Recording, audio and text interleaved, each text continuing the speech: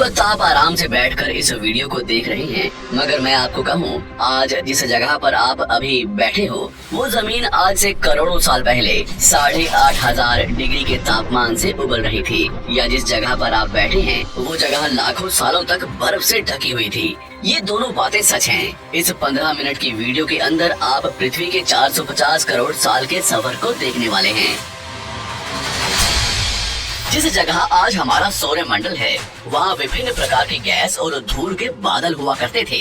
वैज्ञानिकों के मुताबिक इन धूल के बादलों से दूर एक तारा हुआ करता था। वक्त के साथ साथ उस तारे की ऊर्जा कम होने लगी, जिसके कारण उसके अंदर एक विशाल विस्फोट हुआ। विस्फोट की वजह से अंतरिक्ष की ये धूल एक दूसरे से दबने लगी। इस दौरान बादलों में स्थित धूल के कण दबाव और गर्मी के कारण बड़े उल्कापिंड और पत्थरों में परिवर्तित हो चुके थे, और इसी दबाव की वजह से इन बादलों में स्थित रेडियो एक्टिव पदार्थ ने ग्रेविटी का निर्माण किया। इस ग्रेविटी के कारण बीच में हाइड्रोजन और हीलियम इकट्ठा होने लगे। बीच के इस भयंकर दबाव के कारण एक विशाल विस्फोट हुआ, और इसी विस्फोट के कारण हमारे सूरज का जन्म हुआ। अंतरिक्ष में फैले एस्ट्रॉयड यानी क्षुद्र ग्रहों में भारी वजन की वजह से सूरज के करीब आकर सूरज की परिक्रमा करने लगे। धीरे धीरे इन्हीं एस्ट्रॉयड में भारी टकराव हुआ, जिसके फलस्वरूप मरकरी, विनस, अर्थ और मार्स जैसे ग्रहों का निर्माण हुआ। वैज्ञानिकों के मुताबिक उस वक्त पृथ्वी और मार्स यानी मंगल ग्रह के बीच थिया नामक ग्रह सूरज की परिक्रमा किया करता था। पृथ्वी पर ग्रेविटी होने की वजह से सूरज की परिक्रमा करने वाले एस्ट्रॉयड अब पृथ्वी की परिक्रमा करने लगे, और धीरे धीरे करोड़ों सालों तक ये पृथ्वी पर गिरते रहे।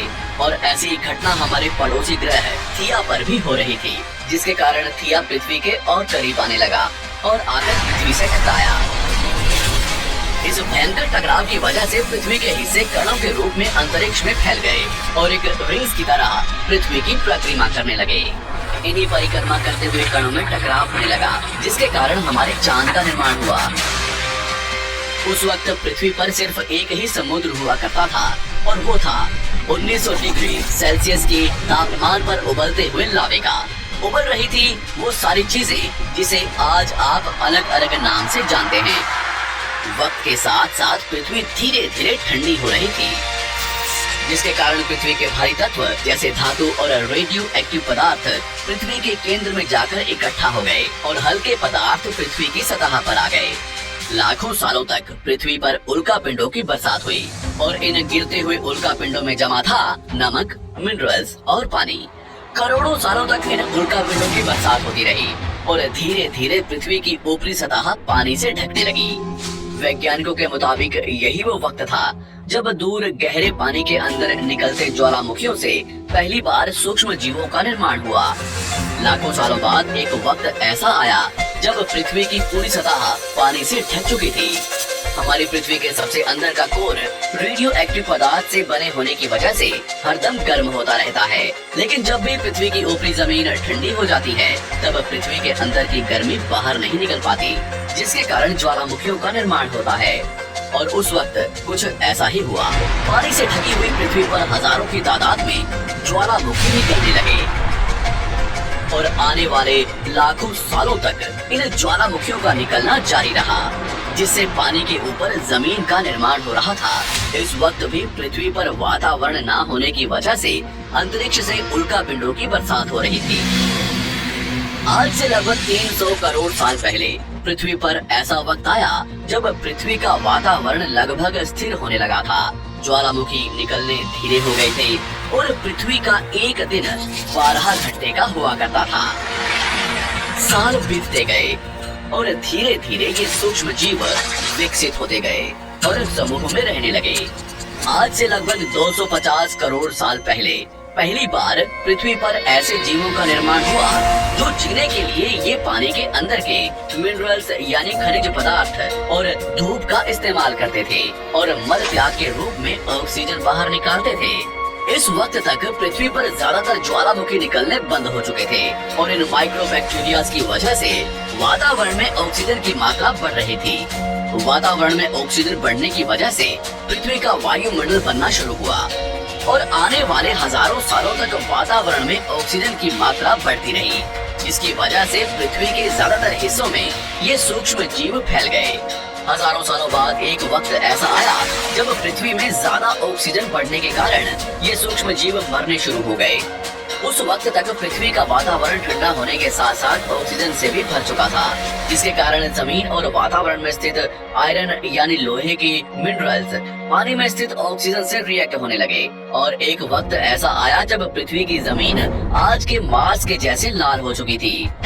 वक्त बीतने के साथ साथ धरती की टेक्टोनिक प्लेट्स में दरार होने लगी, जिसके कारण पृथ्वी के अंदर का लावा जमीन की तरह कई लाखों सालों तक खुला उबलता रहा।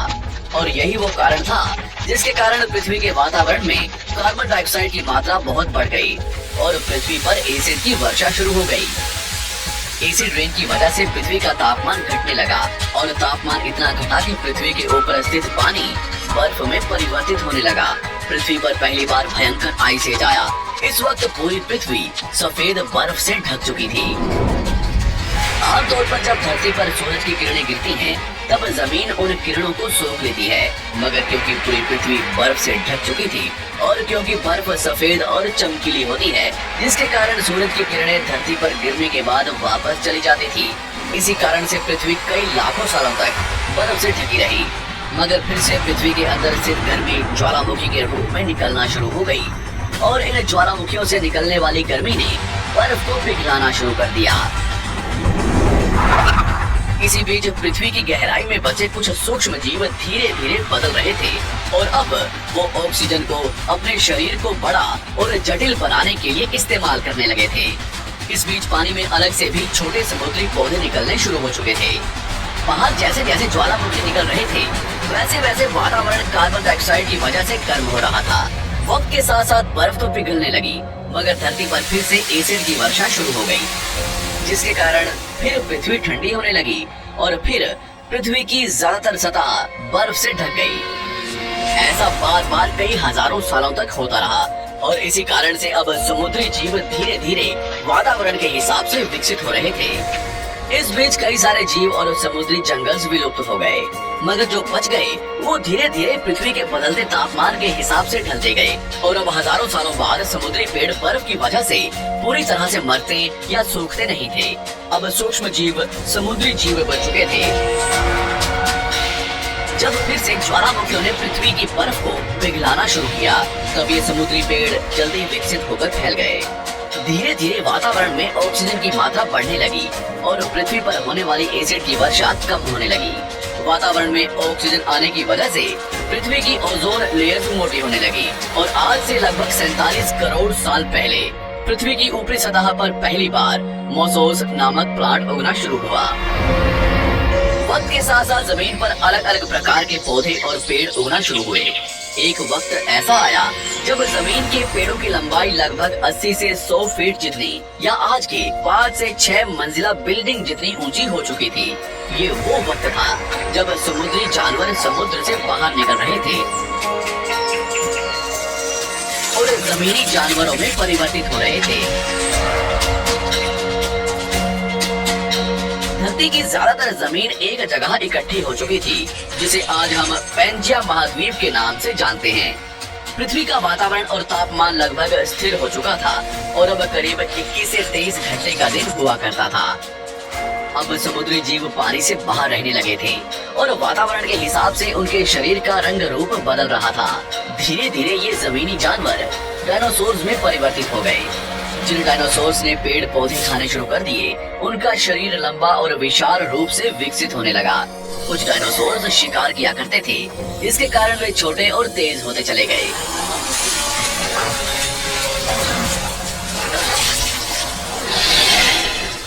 पृथ्वी की ऊपरी जमीन एक जगह इकट्ठी होने के कारण ज्यादातर जमीन रेगिस्तान और बंजर हो चुकी थी। ज्यादातर जंगल समुद्र के करीब हुआ करते थे, जिसमें डायनासोर्स रहा करते थे।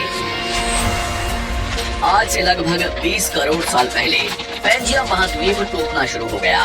पैंजिया के विभाजित होने की वजह से पृथ्वी की ज्यादातर ऊपरी जमीन पानी के संपर्क में आने लगी, जिसके फलस्वरूप पृथ्वी पर हरियाली बढ़ती गई, जिस वजह से डायनासोर्स और ज्यादा विभिन्न और विशाल होते चले गए। डायनासोर्स ने आने वाले लगभग 20 से 30 करोड़ सालों तक पृथ्वी पर राज किया।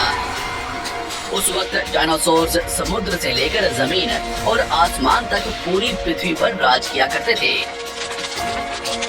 इस दौरान अफ्रीका से टूटा भारत सीधे आकर आज के तिब्बत से टकराया और इस टकराव की वजह से हिमालय का निर्माण हुआ। आज से लगभग 6.5 करोड़ साल पहले पृथ्वी की तरफ आज के माउंट एवरेस्ट से भी बड़ा लगभग 4.5 लाख करोड़ किलो जितना वजनीय उल्कापिंड लगभग 80,000 किलोमीटर प्रति घंटे की स्पीड से पृथ्वी की तरफ आ रहा था। पृथ्वी की सतह को छूते ही उसमें भयंकर आग लगी और वो जलते हुए सीधा पृथ्वी से टकराया। इस टकराव से निकलने वाली ऊर्जा आज के 10 करोड़ परमाणु बम एक साथ फटने के बराबर थी। जहां ये उल्कापिंड गिरा, वहां के जानवर और पेड़ तुरंत भाप बनकर जल गए। गिरते ही पृथ्वी पर पूरी तरह धूल फैलने लगी, समुद्र में भयंकर बाढ़ आने लगी। भूकंप और आग ने पृथ्वी को जलाना शुरू कर दिया। कुछ ही घंटों में पूरी पृथ्वी के वातावरण में हानिकारक गैस और धूल की वजह से पृथ्वी नर्क हो चुकी थी। डायनासोर्स, घुटन, आग और भूखमरी से पूरी तरह विलुप्त हो गए। इस वक्त हमारे पूर्वज जमीन के अंदर रहा करते थे, जिसके कारण वो इस विशाल प्रलय से बच गए। पृथ्वी का वातावरण पूरी तरह से काला और अंधेरा हो चुका था, जिससे धूप भी जमीन तक नहीं पहुंच पा रही थी। पृथ्वी के पेड़ और ज्यादातर जानवर विलुप्त हो गए। वातावरण में धूल और हानिकारक गैस के कारण पृथ्वी पर फिर से एसिड की वर्षा शुरू हो गई और फिर पृथ्वी ठंडी होकर बर्फ से ढक गई।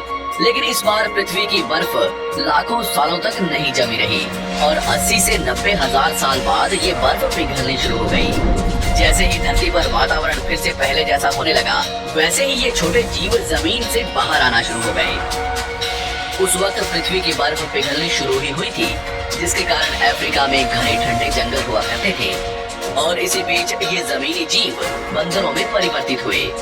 मगर जैसे जैसे पृथ्वी गर्म होने लगी, वैसे वैसे अफ्रीका के ये जंगल सूखने लगे। जंगल की चीजें खाने वाले बंदरों को खाने की कमी होने लगी। खाने की तलाश में इन बंदरों ने अपने पैरों पर चलना शुरू कर दिया, जिससे उन्हें दूसरे जानवरों के शिकार करने में मदद मिलती थी। धीरे धीरे बंदर एप्स यानी वानर में परिवर्तित हुए। खाने की तलाश में ये एप्स पृथ्वी के दूसरे हिस्सों में फैलने लगे और धीरे धीरे उनके शरीर का रंग रूप वहाँ के मौसम के हिसाब से बदलता गया।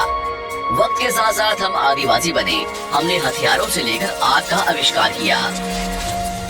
हम धीरे धीरे इंसान के रूप में विकसित हुए। हमने धर्म से लेकर परिवार, भाषा और संस्कृति का निर्माण किया और वक्त के साथ साथ हम विकसित होते चले गए और आज हम इस पृथ्वी की सबसे विकसित प्रजाति बन चुके हैं। पृथ्वी को आज के जैसे बनने में लगभग 450 करोड़ साल का वक्त लगा है और हमें एक छोटे जमीन में रहने वाले जानवर से इंसान बनने में कई लाखों सालों का। मगर हमने इन 100 सालों में जितना पृथ्वी को गंदा और तबाह किया है, उतना आज तक किसी भी प्रजाति ने नहीं किया होगा। हम फिर से धरती को गर्म कर रहे हैं और कार्बन डाइऑक्साइड की मात्रा बढ़ा रहे हैं। वैज्ञानिकों का मानना है कि पृथ्वी पर फिर से विशाल परिवर्तन होने वाला है। भविष्य में पृथ्वी कैसी होगी, जानेंगे हमारी अगली वीडियो में।